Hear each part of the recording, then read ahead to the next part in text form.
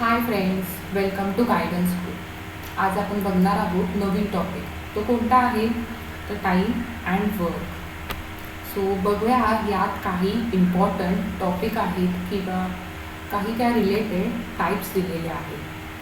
बघू आपण पहिला काय क्वेश्चन आहे तो बघा. पहिला क्वेश्चन काय आहे, A can do a work in a 15 days and B in a 20 days. So B किती आहे, ए पहिलं किती आहे ते लक्षात घेऊ 15, बी किती आहे तर 20 आणि त्यांनी काय सांगितलं आहे, if they work on it together for 4 days. Work काम केलं आहे 4 daysसाठी. ठीक आहे. Then the fractions of a work that is left is, की फ्रॅक्शन ऑफ अ वर्क आपल्याला विचारलं आहे त्यांनी आणि लेफ्ट इट जे रिमेनिंग आहे किंवा बाकी आहे हे गिवन आहे. आता आपल्याला फ्रॅक्शन ऑफ अ वर्क किंवा remaining basically remaining work find out करायचं आहे. ते काय असणार आहे. सो एक गोष्ट करू शकतो आपण की A is equal to how much 1/15, B is equal to 1/20. हे कळलं आपल्याला. आता 1 डेचं वर्क जर फाइंड आउट करायचं यांचं day 1 work, so 1/15 plus 1/20 equal to 7/60. आता हे 7/60 का आलं ह्याचं एकदम सिम्पल लॉजिक आहे. इंटू 3 हे इक्वल केलं. सेम वे 15 4 इंटू 4 7/60 हे ह्याचं इकडे आन्सर काढलं. नंतर आपल्याला काढायचं आहे 4 days वर्क, 4 दिवसाचं काम काढायचं आहे, जे की आपल्याला इकडे विचारलं गेलं आहे. 4 daysचं वर्क काढायचं आहे. आता 4 daysमध्ये आपल्याला एका दिवसाचं तर मिळालं, सेम असणार ते 4 दिवस त्याच व्हॅल्यूजमध्ये 7/60 इंटू 4. सो याचं आपण जर डिवाइड करून काढलं 4 1 4/15. सो 7/15 ही ह्याची व्हॅल्यू आली. हे आपल्याला कळलं की हे आलं. आता आपल्याला 4 days 1 day remaining complete, 4 days complete झालं.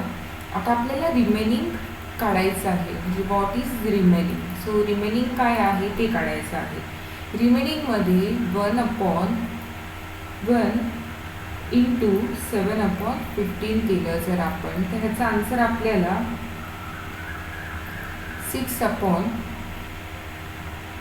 8/15 मिळणार आहे. सॉरी, हे आपल्याला आन्सर मिळणार आहे. सो ह्याच्यात आपल्याला 8/15 कुठे दिसतं आहे, तर 8/15 हे आपल्याला डीवालं हे आन्सर दिसतं आहे. सो 8/15 हे आपला आन्सर असणार आहे. मी तुम्हाला प्रत्येक लेक्चर्समध्ये जसे एक्सप्लेनेशन्स देते, सेम वे मी इथे पण एक्सप्लेनेशन्स तुम्हाला दिलेले आहेत. सो तुम्ही बघू शकता. बघा, एका दिवसाचं वर्क आहे हे काढलं, तसंच बीचं काढलं.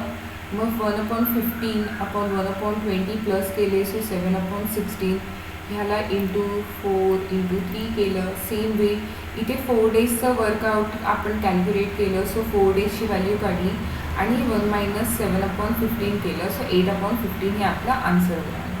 सो आपला आन्सर काय येणार आहे, तर आपला आन्सर डी हे असणार आहे. नेक्स्ट क्वेश्चन बघू. Question number 2. क्वेश्चन नंबर 2मध्ये काय दिलेलं आहे. क्वेश्चन नंबर 2मध्ये सांगितलं आहे की A can lay a railway track between 2 given stations in a 16 days and B can do same job in a 12 days. So एचे डेज किती आहेत तर 16 आणि बीचे किती आहेत तर बीचे 12 days आहेत. डन, एवढं क्लिअर आपल्याला झालं.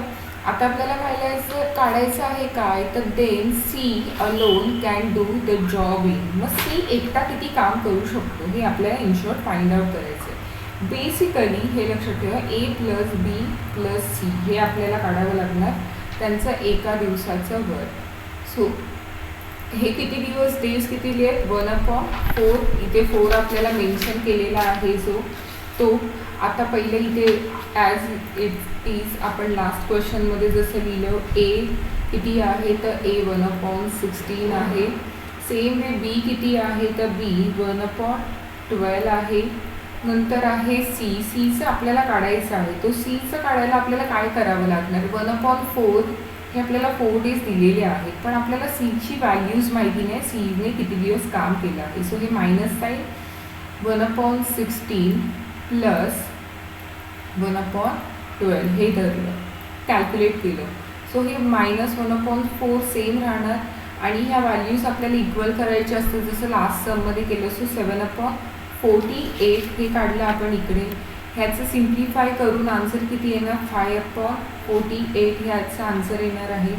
आता आपल्याला सी कॅन अलोन म्हणजे सी हा एकटा सी कॅन अलोन काढणार आहे, अलोन वर्क. सो 48 रिव्हर्स करून आपण घेणार 48/5. सो 5 आपण 5/48 का नाही लिहिलं तर 5 हे आपण त्याचं डेजचं कॅल्क्युलेशन काउंट केलेलं आहे आणि आता आपल्याला ह्याच्यावरनंच आन्सर फाइंड आउट करायचं आहे. सो एक होऊ शकतं 9 × 5, 9 5चा किती होतं, 9 5चा 45 प्लस 3 केले तर 48 होतात, कारण हे आन्सर आपल्याला ह्या डिजिटमध्ये दिलेले आहेत की 9/9/3/5 ह्या सिच्युएशनमध्ये आपण आन्सर फाइंड आउट करणार आहोत. हे क्रायटेरियाज आहेत. सो ह्याचा आन्सर एक येऊ शकतं. 9 × 5चा केला आपण इकडे तर 9 × 5 प्लस 3चा करतो आहोत तर आपलं आन्सर हे सी असणार आहे. सो आन्सर काय आहे आपलं, तर आन्सर आपलं हे सी आहे. आता ह्याचं एक्सप्लेनेशन पण मी दिलेले आहे, त्या एक्सप्लेनेशनमध्ये पण बघा आपल्याला समजेल की काय आहे ह्याचं एक्सप्लेनेशन ते. तर बघू आपण एक्सप्लेनेशनमध्ये पण दिले आहे बघा मी सिम्पल करून. सो हे याचा आन्सर सी आहे. नेक्स्ट आहे क्वेश्चन 3. क्वेश्चन नंबर 3मध्ये त्यांनी सांगितले आहेत की ए बी सी आणि D a piece of work in 20, 30 and 60 respectively 33 days आहेत त्याच्यात काम करतात हे तिघंजणं. In how many days can A do the work if he is assisted by B and C on every third day? So every third day असं सांगता येते. So एचं जर पकडली व्हॅल्यूज, एज सेकंड डेजवर किती असणार तर हे काढावं लागेल आपल्याला. ऑल्टरनेट काढतो आहोत ना. सो 1/20 जर घेतलं इकडे तर 2 डेजचं कॅल्क्युलेशन करायला आपल्याला आन्सर काढावं लागेल. हे सिम्प्लिफाय किंवा डिवाइड करून घेतलं तर 1/10 आलं. सेम आहे ए प्लस बी प्लस सी घेतलं तर 1/20 प्लस 1/30 प्लस 1/60 हे घेतलं धरून आपण चाललो आहोत. सो हे सिम्प्लिफाय केले तर 6/60 येतात इक्वल टू 1/10. का 1/10 तर ह्याने याला डिवाइड केलं. सो 6 1 6 6 10 1/10 हे ह्याचा आन्सर सिम्प्लिफाय केलं. So work done in 3 days. Work done in 3 days काढायचं आहे. का इथे 3 days तर थर्ड डेज इथे मेन्शन केलेलं आहे म्हणून. So work done on 3 days कसं काढणार, 1/10 ही व्हॅल्यू आपल्याला मिळाली आहे. सेम वे 1/10 असं करून आपण दोघांचे घेतले ए आणि बीचे. आता हे सिम्प्लिफाय करून ह्याचा आन्सर किती आहे 1/5. आता थर्ड डेजचं काढणार. वर्क नाव तर थर्ड डेज डन. तिसऱ्या दिवशी किती केलं हे फाइंड आउट करायचं आहे. सो जर इथे 1/5 हे आलं आहे तर इंटू 3चं करतो आहोत आपण इकडे तर आन्सर किती येणार 15 येणार आहे. सो 1/15 हे बेसिक आन्सर असणार आहे आणि आपल्याला जे क्वेश्चन्समध्ये किंवा ऑप्शनमध्ये जे दिलेलं आहे ते 15 days दिलेलं आहे. सो आपला आन्सर काय आहे तर आपला आन्सर बी हे असणार आहे. आपण एक्सप्लेनेशनमध्ये पण बघू बघा की काय एक्सप्लेन केलेलं आहे आणि ह्याचं ऑप्शन बी हे आहे. नेक्स्ट आहे क्वेश्चन नंबर 4. क्वेश्चन नंबर 4 थोडा ट्रिकी आहे. क्वेश्चन नंबर 4मध्ये आहे की A is thrice as a good as a workman as B and therefore able to finish the job in a 60 days later than B. Working together, they can do it in. So हे थोडं आहे in short. इथे ratio आहे दिलेला. Ratio काय 1/3 हा ratio पकडायचा आहे आपल्याला. 1/3 का पकडतो आहोत कारण times taken by A and B सांगितलं आहे. थ्राईस मेन्शन केलेलं आहे. A is a thrice. So A हा थ्राईस आहे बीच्या. सो 1/3 1:3 हे रेशो फॉर्मेशनमध्ये आहे. आता आपल्याला करायचं आहे की एने एक दिवसात किती काम केलं आहे. So A's day work is equal to 1/30 and B's work is 1/90. 90 का केलं आहे हे कळलं असेल ना. इंटू 60 केलं होतं हे. सेम वे इकडे 90 आपण घेतलेले आहेत त्याच आन्सर वाईज. ह्याचं सिम्प्लिफिकेशन जर बघायला गेलं तर 3 डेज आहेत. 3/2 इंटू 60 इक्वल टू 90 डेज. म्हणून हे 90 डेज आहे. हे तुम्हाला स्वतःहूनही येऊ शकतं. हे बेसिक गोष्टी आहेत. सो हे मी जास्त डिटेलमध्ये सांगितलं नाही. डिरेक्टली 1/90 तुम्हाला सांगितलेलं आहे. So 1 day work is equal to 1 day equal to 1/30 plus 1/90 plus आहे हा इकडे. So 1/90 is equal to 4/90 equal to 2/45. आपण डिवाईड केलं ह्यांना. 2/45 हे आपलं फायनल आन्सर मिळालेलं आहे.